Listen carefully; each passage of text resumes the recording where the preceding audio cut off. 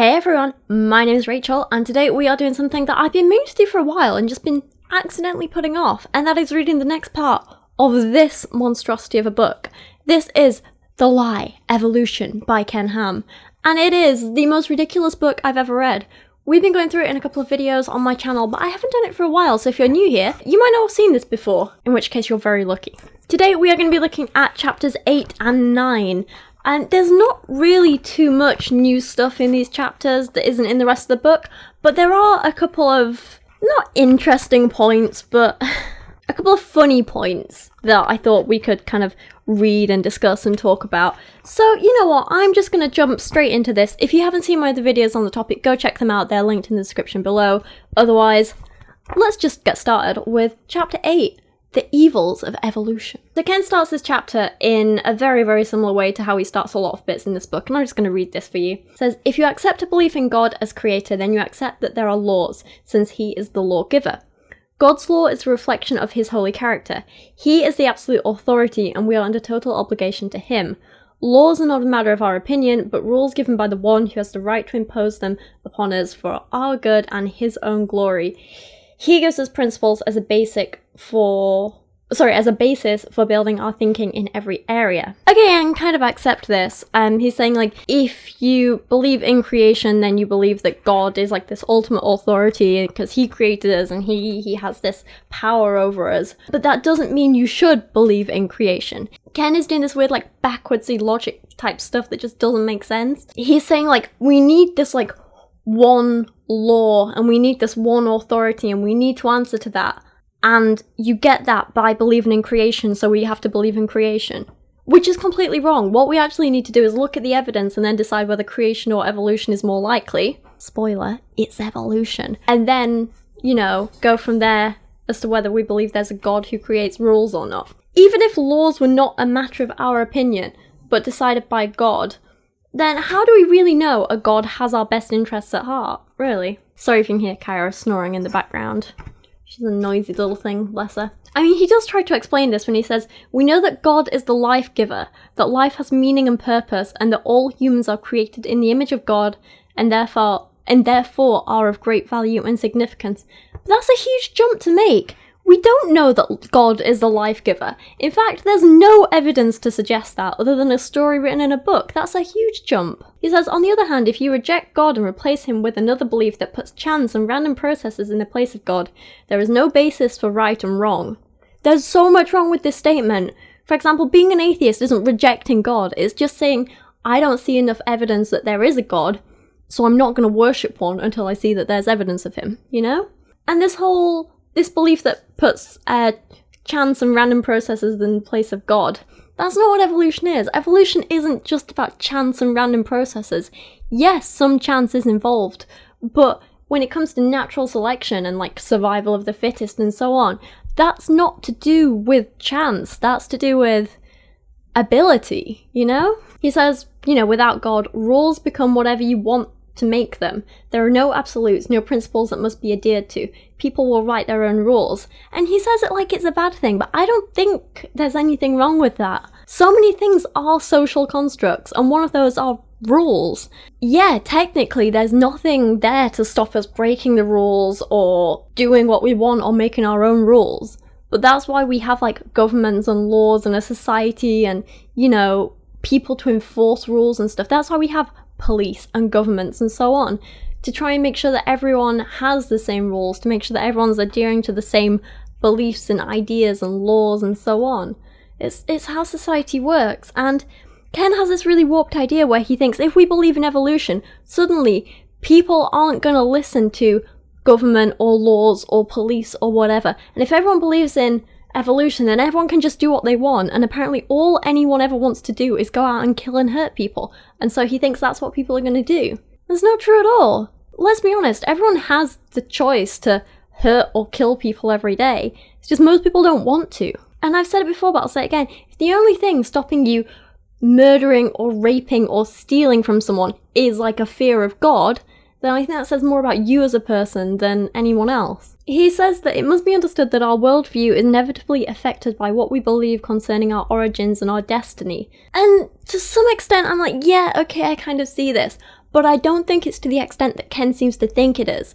Just because I understand that evolution is a fact doesn't mean I want to go out and get pregnant to abort the baby, doesn't mean I want to go out and rape and murder people, doesn't mean I suddenly have no rules and no laws that I follow in my life, doesn't mean I don't know right from wrong, it doesn't mean I'm going to try and kill everyone else to prove that I'm the strongest and the biggest and the most intelligent, you know. He definitely exaggerates a lot. He says, as the evolution foundation remains firm, the structures built on that foundation, lawlessness, homosexuality, abortion, etc., logically increase. We must understand this connection. There's nothing to directly link evolution with lawlessness, evolution with actually no, there is a little bit of a link between evolution and homosexuality, but it's just to say that homosexuality is natural.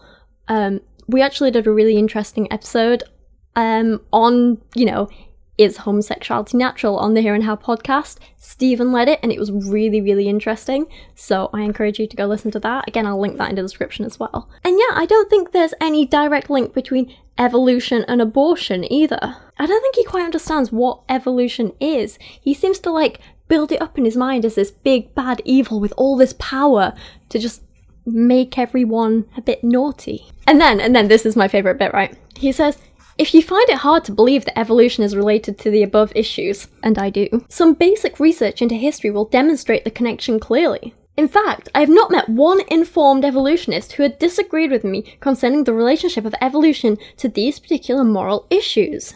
I'm saying, yeah, there might be some kind of correlation between them, but I don't think it's necessarily a causation issue in all cases. That's the difference, Ken. They say they might not necessarily agree that this should have happened, but they do agree that this is the way in which people have applied evolution. Even if you have an issue with, say, the consequences of evolution, even if you have an issue with how people have apparently applied evolution, that doesn't change whether it's true or not. It's a scientific fact, and no matter what you think, you can't change that. I dislike cancer. That's not going to change the fact that it's still there. You can pretend gravity doesn't exist, but that's not suddenly going to make you fly. You can pretend evolution doesn't exist because you don't like these apparently applied consequences, but that doesn't change the fact that evolution is a scientific fact. And Ken seems to forget this. He thinks you can just pick and choose whether you want to believe in it or not. He thinks it's this belief system, and it's not. It's a scientific theory, and it's the best one we have, and it's the most accurate one we have. And until proven otherwise, it's what is going to stay as fact. He reckons that apparently in Western nations, Darwinian evolution provided a justification for people not to believe in God, and therefore to do those things which Christians would deem as wrong. I don't know if this is the case. I mean, I think maybe people starting to understand evolution might play a point in them moving away from religion because they start to see the big holes in it, they start to see the inconsistencies, they start to see that there is another explanation. But I don't think it necessarily provides a justification for people not to believe in God. I think that implies that people are just looking for a chance to reject God. People are looking for opportunities to sin. People are trying to find excuses. I don't think that's the case. I think it's just once you understand the science, you don't need religion, or you don't, or it kind of, it does push religion off this pedestal that you've put it on, because you realise that it's not necessarily accurate or necessary. And then the rest of this chapter goes on to talk about these 6 things that apparently evolution has caused in society. The first one being Nazis. Apparently Adolf Hitler's treatment of Jews may be attributed, at least in part, to his belief in evolution. It's true, you know, from the moment I learned about evolution, I just wanted to kill a whole group of people, millions of them, because I was like, evolution, mate. Apparently, he was applying the principles of Darwinian evolution. Even after his own defeat in April 1945, Hitler expressed his faith in the survival of the stronger and declared the Slavic peoples to have proven themselves the stronger. Hitler believed in struggle as a Darwinian principle of human life that forced every people to try to dominate all others. Without struggle, they would rot and perish. Okay, so basically he's saying Hitler believed we should apply, you know, survival of the fittest principles to people nowadays, and that's why we shouldn't believe science. Thing is, even if Hitler was trying to, like, apply some kind of, like, you know, forced evolution onto society, it still doesn't change the fact that evolution is a fact. And just because 1 or 2 bad people tried to take these natural scientific phenomena and like forcefully apply it to a society, that doesn't mean the whole idea of evolution is inherently evil. Like, Hitler also wore clothes. He was quite into wearing clothes, which means all clothes are now wrong and bad and we shouldn't wear them because Hitler wore them. Wait guys, no, it's me again. Rachel. I'm editing this and I just came up with an even better example than my stupid clothes one. You know how Hitler really liked to push his slogan, children, kitchen, church, don't ask me to say it in German because I will butcher that pronunciation. Basically to say that, you know, a woman's place was in the home and going to church and raising children, and that was like what he encouraged women to do. Isn't that very, very similar to what people like Ken want women to do in like Christian homes? I mean, seriously, Ken, you can't just pick and choose which of Hitler's rules you like and which ones you think are evil, just based on what you like and think are evil. Either you follow all Hitler's ideas or none of them. Okay, no, that last bit's a joke, but you see my point, right? Next, he says evolution is bad because it promotes racism. And the best theory he has to support this is from a paper written by Stephen Jay Gould in April 1980. Couldn't find a more up-to-date source, Ken? I mean, even when this book was first published, it was 1987, so that paper was 7 years old already. This is... oh my god. This is the 27th printing of the book, printed in 2006. So that paper is like, was 26 years old at the point this was published. And apparently Ken couldn't find a more up-to-date source. And then he talks about recapitulation, I hope I'm saying that right, the evolutionary theory which postulates that a developing embryo in its mother's womb goes through evolutionary stages, such as the fish stage, etc., provided a convenient focus for the perversion of racism of white scientists. You what, mate? Okay, this point is just kind of like a bit stupid, I think. For one thing, this idea of like, this is such a hard word to say, recapitulation. That has been completely like disproven now, and it was proven to be absolutely stupid. I think it was first put forward in like the late 1800s or something, so, you know, we've had like 100 and something years to prove that it's absolute crap, and everyone knows it's crap now, so it has nothing to do with evolution, because that's just not the case. The incredible thing is that we live in a society that states it wants to be rid of racist attitudes, yet we are conditioned to racist attitudes by our very education system, and the whole foundational basis for racism permeates people's minds. And apparently it's because we're taught evolution is a thing that we're racist. Now again, I've actually done a video on this sort of stuff before, how neurologically, people are more inclined to like people who look similar to them. That includes skin tone and race and so on. People naturally form these like in-group and out-group preferences, and people who do look different from them, you tend to have a little bit more of a fearful reaction to begin with. I guess you could say that's the result of evolution, just because that's like an instant biological thing that is kind of ingrained in us. It was for our safety because we were like, they're not a part of our tribe. Are they dangerous? And people felt the need to have this like initial, well, it wasn't even people, it was like the body had this quick initial fast reaction to people who looked different, who weren't a part of their immediate group or family or tribe. So I guess you could say that evolution has made us a little bit racist, if you want to put it that way. But the thing is, we're never taught that just because it's ingrained in us, we should just accept it. That's not how society works. Today we're told that like, yeah, we might have these natural instincts inside of us, but let's be honest, they're stupid now. Like, they're not useful anymore. As a society, we're all a part of this one, you know, human species, and we should all love and respect each other regardless of race. And I think understanding, like, the evolutionary basis for why sometimes we feel a little bit, like, worried when we see people who look different to us or something like that, I think that can tell us a hell of a lot and can tell us how to overcome it and how to not be racist, if that makes sense. I feel like I'm rambling a bit here. The point is, just because we might have evolved to be racist, it doesn't mean we have to stick with that. It doesn't mean we can't overcome that, and it doesn't make evolution inherently bad or evil, because It's just a process of change over time, and there's nothing inherently evil about that. He then says evolution is bad because it causes drugs. These are just getting more and more ridiculous, aren't they? Ken says many people would not think of evolution as being in any way related to the taking of drugs, because it's not. However, the following letter of testimony from a man in Western Australia shows clearly this relationship. Ah yes, because one anecdote is worth more than years of scientific research. So the man writes, at school he was taught the theory of evolution was fact, and then he says, it never occurred to me that evolution was only an assumption, because it's not. He says, my naive belief in evolution had 3 important practical consequences. 1. It strongly encouraged me to look at drugs as the ultimate source of comfort and creativity. What? How'd you get from there's genetic change in organisms over time to I need to take drugs to feel comfort and creative? I feel like you're just making excuses here.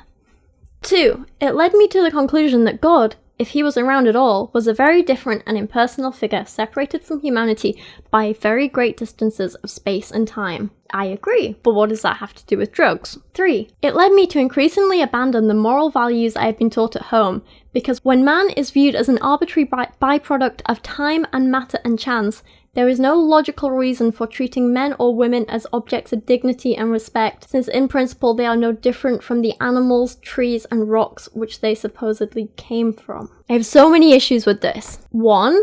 Evolution does not state that we are an arbitrary byproduct of time and matter and chance. 2. If you think there is no logical reason for treating men and women as objects of dignity and respect, then that's an issue with you, not evolution. And 3. Are you seriously implying that animals and trees and plants and whatever don't deserve dignity and respect? Are you saying we shouldn't respect animals? And there is plenty of logical reason for treating men and women with dignity and respect, actually. Even if you just want to be completely selfish and try and better yourself and get yourself to a higher position in life, by treating other people well, they're going to help you get to the top. By treating people well with dignity and respect, you have a society that functions where you can easily get to the top. So if you want to be completely selfish, there's plenty of reason to respect other people, if evolution is true, which it is, and I still don't see what this has to do with drugs. I want to elaborate on just one point: the great faith in dope that I had as a result of being convinced that evolution was fact. After leaving school, I became increasingly susceptible to drugs. Drug taking seemed to me to make sense because in principle it fitted with what I'd been taught about the nature and origin of man. From chemical reactions hast thou come,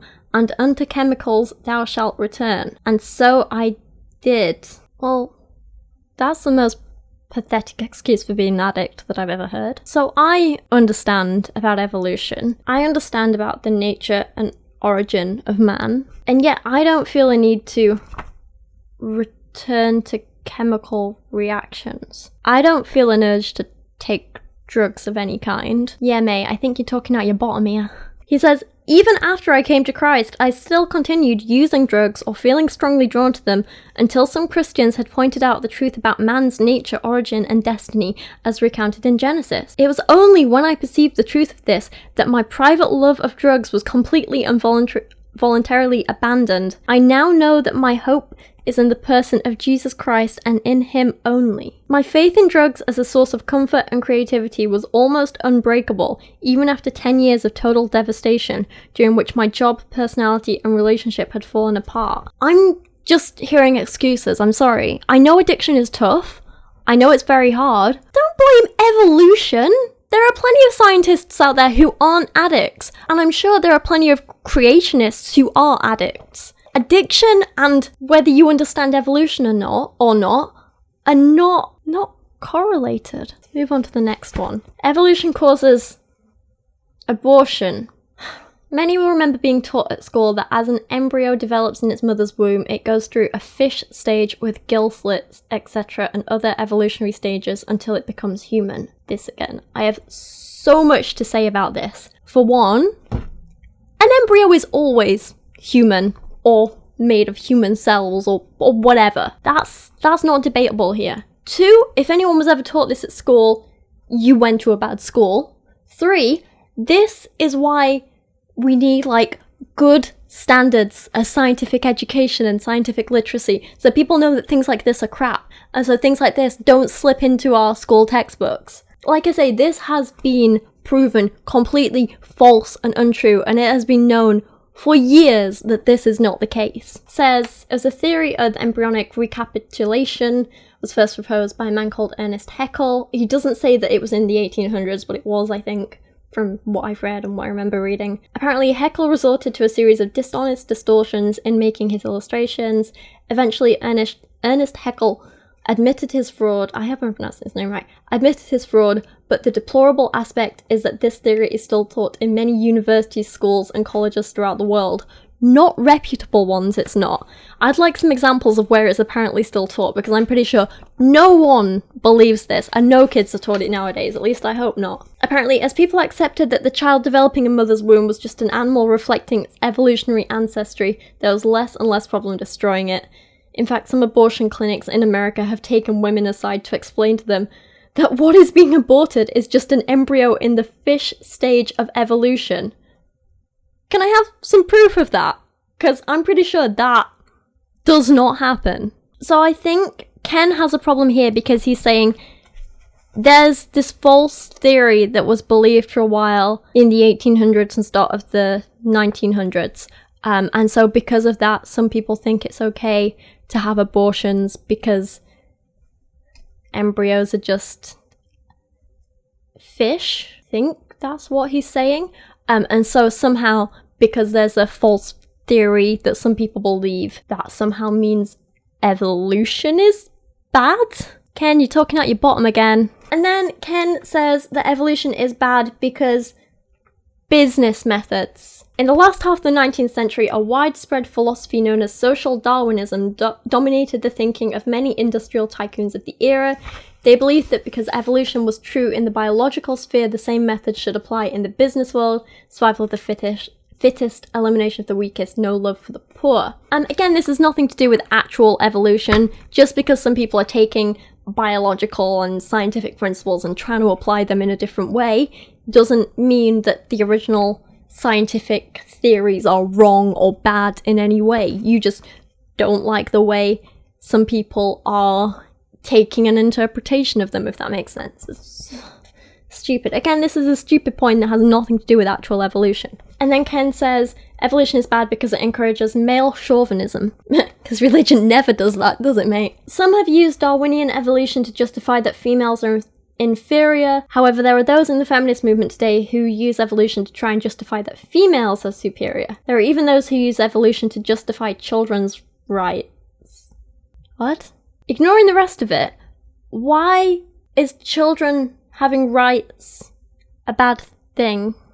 But at this stage, people start asking me, are you blaming evolution for all the evils in society? My answer is yes and no. No, because it is not primarily evolution that is to blame, but the rejection of God as creator. Yes, because in a very real sense, the justification for people rejecting the God of creation is the so-called scientific view of evolution. Evolution is the main justification today for rejecting belief in divine creation. Ah, mate.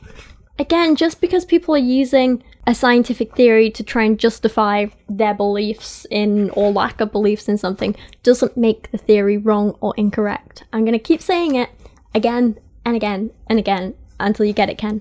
Moving on to chapter 9, which he titles Evangelism in a Pagan World. He basically uses this chapter to shout at religious people who are teaching theistic evolution. We must remember that our enemies are not the humanists and evolutionists themselves, but the powers of darkness that have deceived them. So we are sinners being deceived by powers of darkness. Apparently that's who Ken is fighting here. He says, it wasn't so very long ago that biblical creation was the basis of our society. Creation was taught in universities and the school system. Yeah, maybe until we knew better. There's a reason it's not anymore and that it shouldn't be anymore. Charles Darwin popularized the theory of evolution. There have always been evolutionary views opposing the true record of creation. Darwin did not originate the idea of evolution, he just popularized a particular version of it. No, he came up with the best explanation for it, which has yet to be refuted in any way. He came up with the best theory so far, so we stick with it. It's not that he made it popular, it's not that he was a super charismatic guy, it's that he came up with the best theory, which blew all the other theories out of the water, so it's the one we stick with because we've still not disproved it. He says, atheistic evolution is a belief system that says there is no God, we are a result of chance, no one owns us, we are our own selves. Again, he's not understanding what evolution is at all. Typical Ken. Non-Christians easily accept this view because the Bible tells us that men love darkness rather than light, as they are sinful creatures. Explains a lot. I'm totally a sinful creature. He says, what can we do about it? We must preach the gospel. And then he says, preach this and this and this and this and this. It goes on for a while about preaching and it gets really boring. Honestly, if you want me to stop thinking evolution is a fact, then, you know, show me some proof that it's incorrect. Show me a better theory with more proof. Don't just read a storybook to me. He says, we must appreciate that there are whole generations of students coming through an education system who know nothing of the Bible. They have never heard about creation, Noah's flood, or the message of the cross. It is hard to believe that there are literally millions of people in Western society who don't have this background, but it's becoming increasingly obvious. And what's so wrong with that, Ken, really? And then he has one of his, like, stories where he complains about people. This one, he just bitches about some poor florist. When I was working at the office of the Creation Science Foundation in Brisbane, Australia, we called a florist to send one of my secretaries a bouquet of flowers to cheer her up. The young girl on the other end of the phone was told 3 times in very clear English what to write on the card to be delivered to the flowers. John 14, verse 27. When the card arrived, the girl had handwritten the following message. John 14, birth 27. Easy enough mistake to make, they sound quite similar, I think. This young woman had no understanding of the Bible or Christianity, and so did not have any idea what the request was about at all. My secretary was able to decipher the message easily enough. She knows the verse by heart, and was somewhat cheered by the strange presentation. This is a humorous but sad reflection on what so many young people of today are becoming. I think this is an easy enough mistake to make. She clearly just misheard. Not a big deal, but he somehow expected to say the words John 14 verse 27 and for her to write the actual passage out on the card. That just seems like an unreasonable request. Like, not everyone is Christian, Ken, and you can't assume they're gonna be and then get mad at them when they don't understand or know a verse off by heart like you expected them to. And then he goes on to complain about different problems, and he says, I've seen this problem in the public school system. Students would often say such things as, Sir, how can you believe the Bible is true when it says God created Adam and Eve? We know that it has been proved wrong by science. Evolution, I believe, is one of the biggest barriers to people today being receptive to the gospel of Jesus Christ. Many people who previously would not consider Christianity have come to listen to the message of Christianity after these barriers were removed. So he makes this big point about saying, people are coming up to me and saying, but look, Genesis has been proven wrong by evolution. What do you want to do here? And he's just like, see, evolution is a bad thing because it's stopping people from listening to me. And he doesn't actually bother to answer the question because, you know, there is no decent way to answer that. And then he spends like 4 pages literally bragging by posting letters from people just saying, I love you, Ken. I would like to simply say, keep up the good work. I will never be able to thank you enough for bringing the seminar to me.